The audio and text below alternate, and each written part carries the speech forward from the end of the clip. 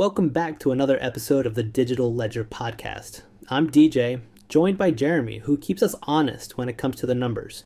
Today we're getting into the rapid, often flawed deployment of AI in cybersecurity, and the widening gap between its use and actual confidence, alongside some significant governance challenges. And this is one of those areas people tend to underestimate. Here's the thing.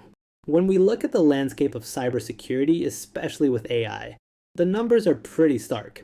The active use of AI in cybersecurity strategy among IT and security professionals has jumped significantly from 50 to 78% in just 1 year. That's a really rapid adoption curve we're seeing. It is, and that number alone tells you where the industry is heading in terms of perceived necessity. But what matters more here is what breaks first under this rapid acceleration. The SANS Institute survey highlights a crucial paradox. With this increased deployment, we're actually seeing more failures. 63% of practitioners reported significant AI shortcomings in threat detection and response, which is a considerable increase from the prior year. The perceived gain from adoption often runs ahead of the actual operational stability. One quick thing worth telling you before we move forward. First, AI helps with research and drafting here. Every fact check, every judgment call, every choice about what airs, those come from us. This podcast is part of the Digital Ledger, a free weekly brief for finance leaders. 2 articles and 1 podcast. Lands every Wednesday morning. thedigitalledger.org. Alright, now continuing with our episode. So, what does that actually mean when 2/3 of practitioners say AI guidance has steered them wrong at least once in the past year? It points to a serious trust issue. Most are still treating AI as a supporting role, or even just in a pilot phase, with only 27% labeling their deployment as mature. It's a clear disconnect between deployment and genuine confidence. This idea of AI as a digital intern really resonates. The survey explicitly mentioned one anonymous respondent who said, "We tend to treat our AI as a digital intern and check its work." That's a powerful statement because it immediately tells you where the trust level is, right? It's not about automation that you can simply set and forget. It indicates that practitioners are using AI tools, but they feel compelled to double check every single AI action.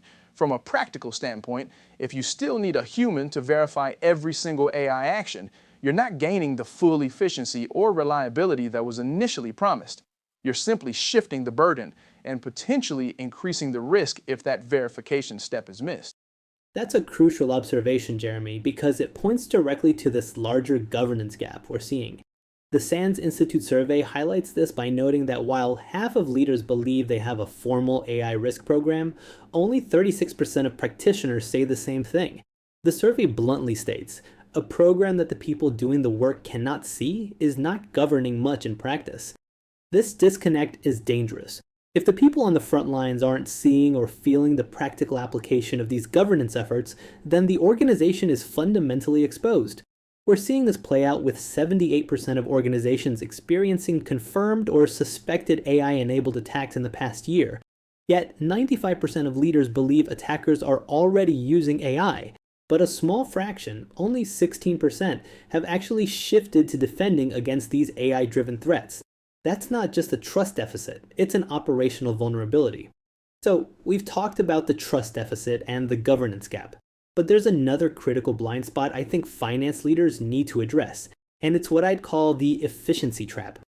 The SANS Institute survey noted that nearly half of respondents see time and cost savings from reduced manual work with AI. That's a clear benefit, right? But then it adds a crucial caution. Efficiency is the easiest benefit to see and the easiest to overweight. What does that really mean for us, Jeremy? Where's the danger in focusing too much on just a saving? That's a really sharp point, DJ, and it gets right to the core of capital allocation in cybersecurity. The upside of reduced manual work is tangible. It's easy to quantify. You can see the analyst hours saved, the repetitive tasks automated, but the constraint is that the primary goal of a cybersecurity system isn't to be efficient, it's to protect the organization from threats. An AI system can absolutely streamline processes and cut analyst workload sharply, but if it's missing a meaningful fraction of genuine threats, then the cost of that missed threat, that incident, will far outweigh any efficiency gains you booked on the front end. It's about risk-adjusted return, and if the risk of a breach increases, your efficiency is a net negative. So the real metric isn't just about saving time or cutting costs, but about what the system is actually catching. The survey specifically mentioned that the share of real threats caught by AI isn't tracked as often. For a finance leader, this means we can't just look at the reduced headcount or the software license cost. We have to dig deeper. What's one practical question a CFO should be asking their security teams this week to challenge this efficiency-only mindset? I think the most critical question is, beyond hours saved, how do we measure the efficacy of our AI in detecting novel threats versus known ones? And what's our false negative rate for high severity incidents? This forces a conversation beyond simple workload reduction and into the actual performance where it matters most. It shifts the focus from inputs to outcomes, specifically the downside protection. If we're not tracking how many real, dangerous threats are slipping through because the AI is too focused on efficiency, we're operating with a false sense of security. It demands a more comprehensive view of risk exposure.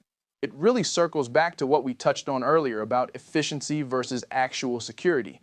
From a capital allocation standpoint, finance leaders need to ask, are we funding tools for what they can do or for what we need them to do?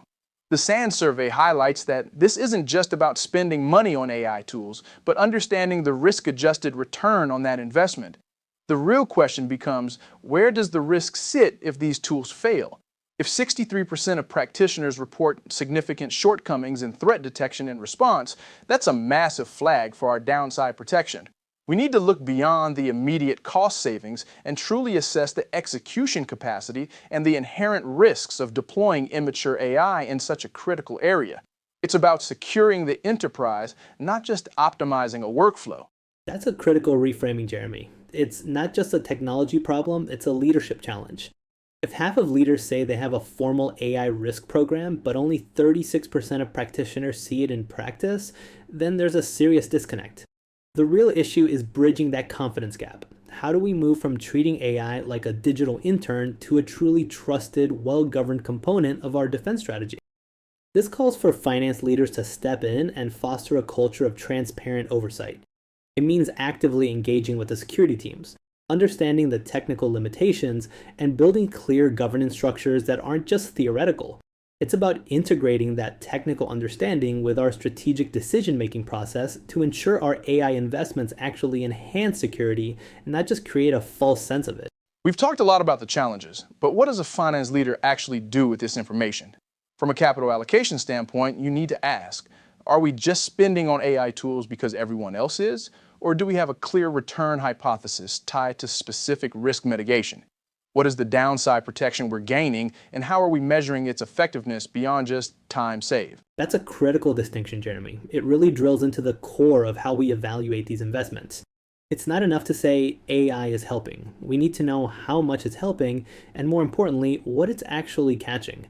The survey pointed out that only 27% of practitioners consider their AI deployment mature, with many still in pilot phases or supporting roles.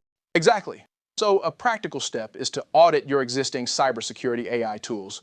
For each one, specifically ask what percentage of genuine threats that this system identified that a human or traditional system would have missed, and what is the verifiable reduction in our overall risk exposure because of it. If you can't answer those questions clearly, then the investment might be more about perceived efficiency than actual resilience. That's a powerful challenge for our listeners. It's about moving beyond that digital intern mindset and demanding real, quantifiable impact. Finance leaders need to push their teams to define success metrics that go beyond simple workload reduction. We have to establish clear accountability, move past endless pilot projects, and demand the data that proves these AI tools are building genuinely resilient defenses, not just adding complexity. The threat landscape is evolving rapidly, and our defenses must evolve with clear, measurable intent. Alright, I think we've really unpacked some crucial insights today about the realities of AI in cybersecurity, especially how trust and governance play such a vital role.